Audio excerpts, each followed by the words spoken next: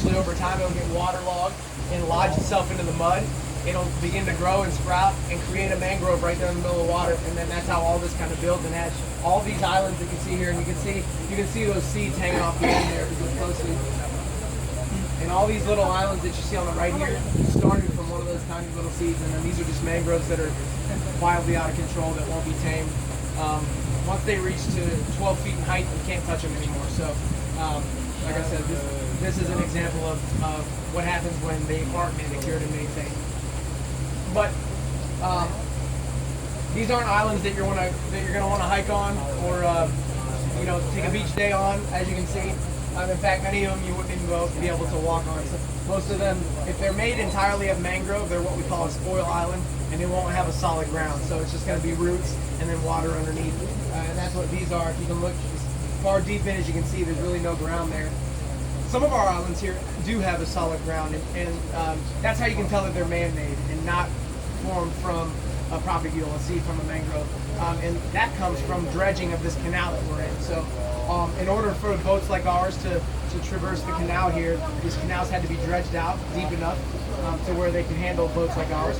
And what do you do with all that sand? Well, they basically would just pile it up on the side, and over time, it piles up high enough to create a little island.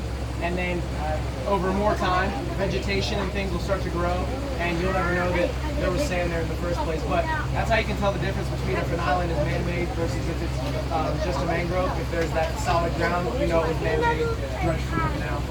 And we'll have a direct example I'll show you of one of the newer spots they've been doing a lot of dredging. You can see the sand.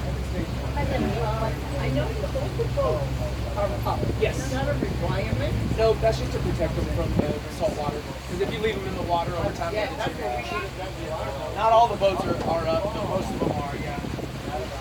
The ones that are well maintained are up and out.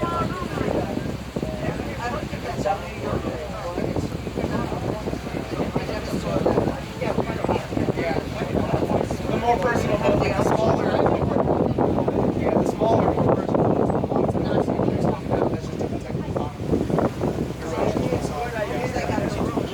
Yeah, right. Interesting, yeah.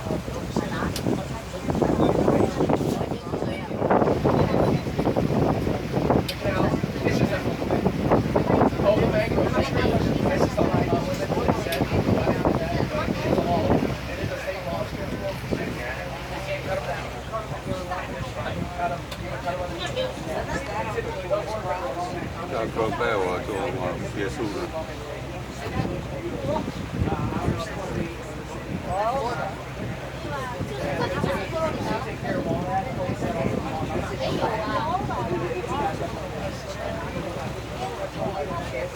You're probably right.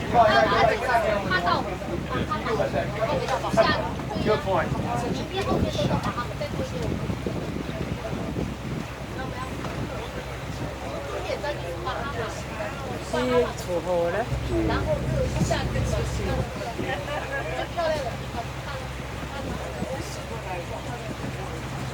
This house here on the left-hand side on the corner here, this is Captain Scott's house. He said he's having a party tonight. I don't know how late you guys are in, but you're welcome. You're invited. As long as you bring the hors d'oeuvres, right, Cap? That's right. He'll provide everything else. Is that your dog? That's Scooby. What an original dog.